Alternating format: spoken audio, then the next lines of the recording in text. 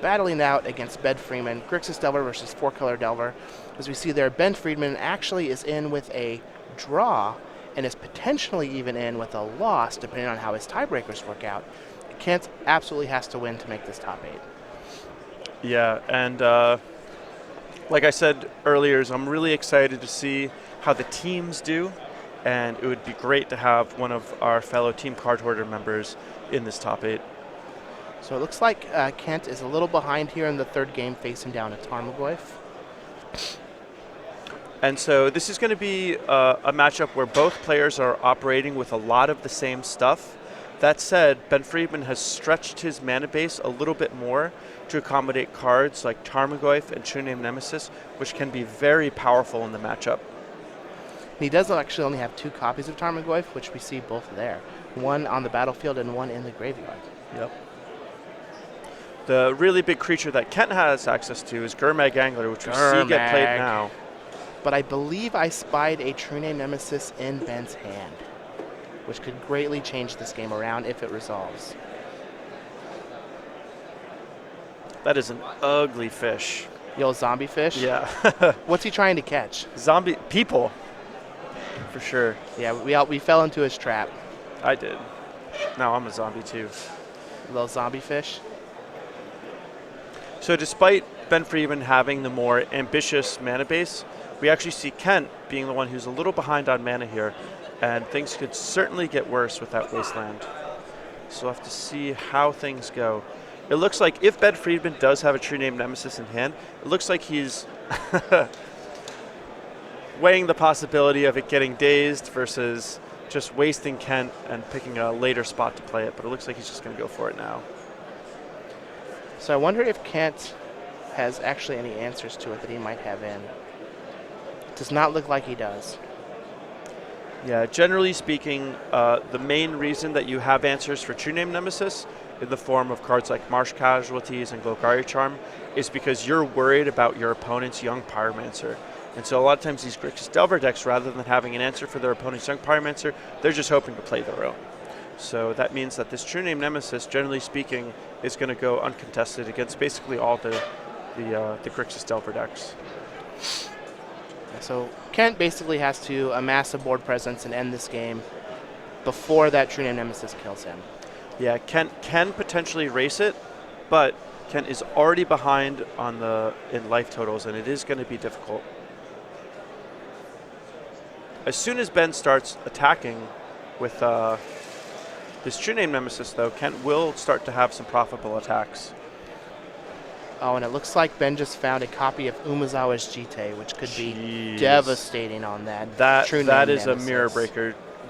When True Name Nemesis was first released into the card pool, one of the greatest things that people realized they could immediately do was just equip True Name Nemesis with an equipment. That essentially in any kind of creature mirror, that was just a hard lock. And we're seeing Ben Friedman bring that back.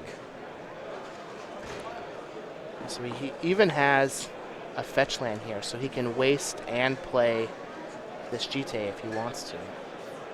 And I mentioned this before, but I just want to highlight it again. So often we see in Legacy that things rotate. We'll see something that is very, very potent, very hard to deal with, requires very specific answers, like True Name Nemesis, rise to power, rise to popularity, and then everyone starts packing a lot of hate for it, suppresses it, but then eventually people stop playing all that hate because it's no longer likely to come up as a valuable option. And now we're bringing things back to be full circle where it's worth it to play True Name Nemesis again. So after this tournament, I would expect a lot more True Name Nemesises to pop up. All right, so it looks like we're just going to get a Jite, no wasteland. And I like this play by Ben Friedman because by keeping this fetch land open, he gets to play around Daze, which is a valid concern, and force Kent to have Force of Will and only Force of Will.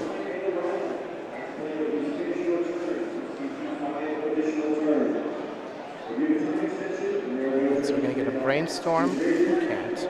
He does he have another Gurmag Angler in hand? He might.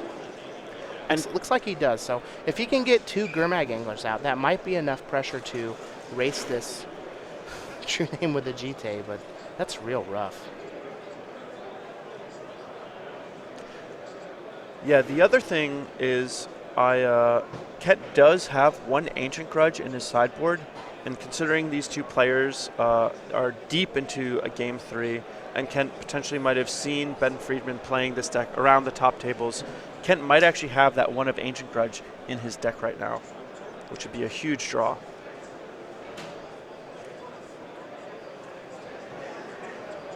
So he is going to fall down to 10.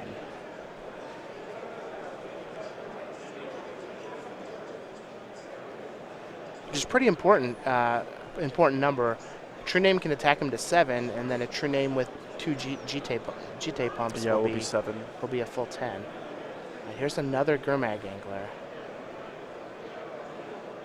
It's going to knock the wave down to a 3/4. I would like to at least consider a full-out attack. I don't know if it's the best move, but an all-out attack may force a Gurmag Angler to trade with a Tarmogoyf and allow Ken to push some damage. Because here, Ben is going to have the option to equip his GT on his True Nemesis, attack, and then equip the GT to the Tarmogoyf and keep it on defense.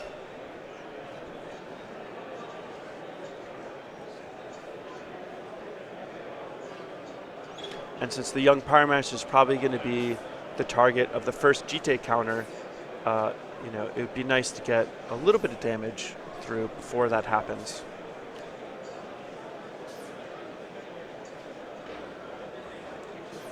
Let's see how Ben decides he wants to navigate this turn.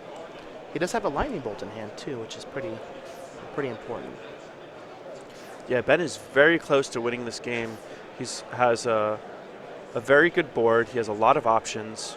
He has a lot of life to work with also. All right, Umezawa's GT is going to equip True Name Nemesis, crash in, bring Kent Ketter down to 7, putting 2 counters on that Umezawa's GT.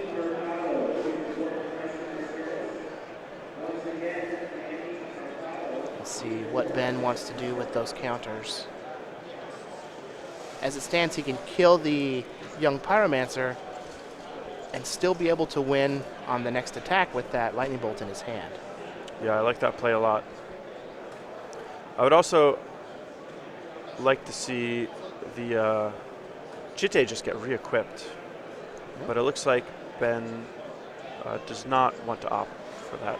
So he's just going to Lightning Bolt the young Pyromancer. He's going to fetch down to 17 and play a Deathrite Shaman.